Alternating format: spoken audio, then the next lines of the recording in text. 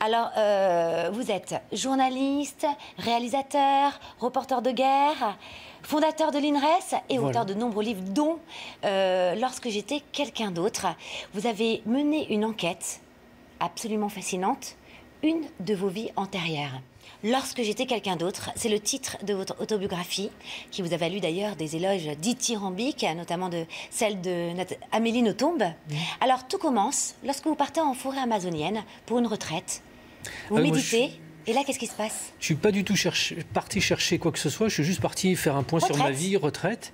Et pendant une séance de méditation, je laisse mon esprit vagabonder, sans doute comme on doit le faire en une séance d'hypnose, et je me retrouve projeté dans une scène de guerre. Donc j'observe ça en me disant, tiens, c'est peut-être lié à mon... Je suis devenu reporter de guerre très jeune, donc c'est peut-être une image que mon inconscient m'envoie pour que je comprenne quelque chose.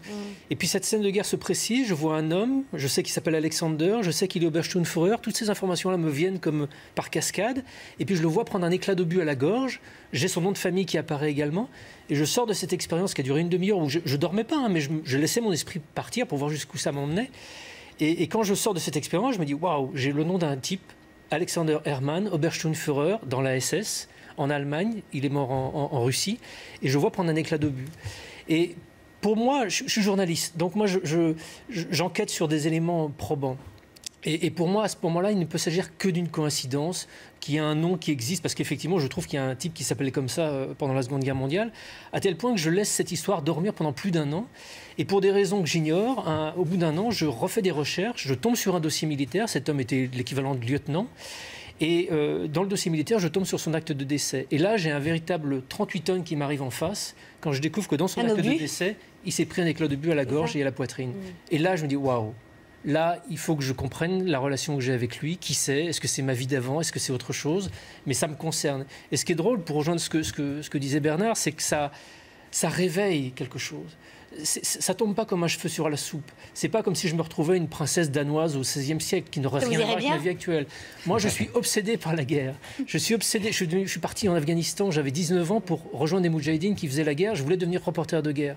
Je suis obsédé par la question du mal. Je veux comprendre comment une société peut en arriver à faire des... Donc, tout d'un coup, de rencontrer cet homme, c'est comme si c'était une sorte de miroir maléfique ou d'ombre que je porte, qui expliquerait une espèce de mélancolie et de tristesse que je porte depuis 30 ans. Mais ça va prodigieusement mieux parce que ce face-à-face, je l'ai accepté, j'ai enquêté, je suis parti en Allemagne, je suis parti en Russie, j'ai trouvé sa tombe dans un petit village au fin fond d'un coin paumé de Russie. Et ce processus qui a duré 2 ans, que je raconte en intégralité dans le bouquin, c'est un processus de guérison. C'est ce que fait sans doute notre confrère ici. Mais oui, ça fait du bien de vous lire aussi vos livres à tous les deux. Je trouve que vraiment, oui, c'est une thérapie. Mais on est tous les deux tous les trois sur la même longueur d'onde. Ça sert à guérir. Ça sert à guérir. C'est une immersion finalement dans les profondeurs de notre vie. Dans les profondeurs de notre inconscient, dans les profondeurs de notre karma, peu importe le terme, on s'en fiche à la limite. On va toucher une émotion, on va toucher quelque chose qui nous concerne, qui nous empoisonne la vie, au contraire nous la rend merveilleuse, et on va au fond de cette confrontation.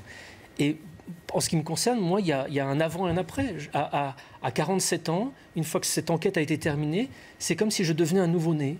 Et quelque chose que je portais depuis l'enfance, une sorte de poids, de lourdeur, elle a disparu par le simple fait que je suis allé au bout de la confrontation avec cet homme.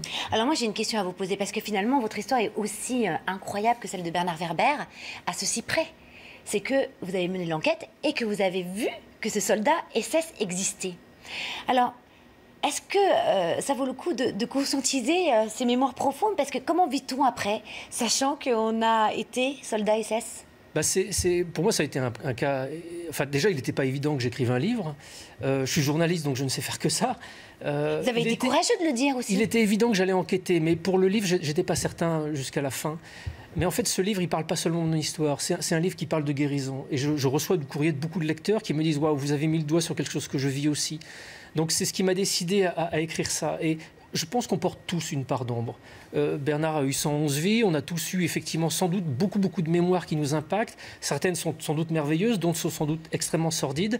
Elles sont là en nous. Cette Seconde Guerre mondiale, qui s'est achevée il y a un peu plus de 70 ans, elle a fait 60 millions de morts dans le monde entier. où sont ces morts? Où est cette énergie? Où est cette haine et cette colère? Elle n'a pas disparu comme par enchantement. Elle imprègne notre société et elle nous imprègne peut-être chacun de nous. Et c'est dans notre individualité qu'il nous appartient peut-être de faire une part de guérison de cette colère et de cette haine. Donc c'est ce que je raconte dans ce bouquin qui est bien au-delà de mon histoire. Donc on est tous dépositaires de l'histoire de l'humanité, que ce soit par des mémoires directes de vie antérieure, que ce soit par un inconscient collectif ou autre chose. Mais on peut guérir à titre personnel et à titre collectif et c'est ce qui importe en définitive. C'est passionnant.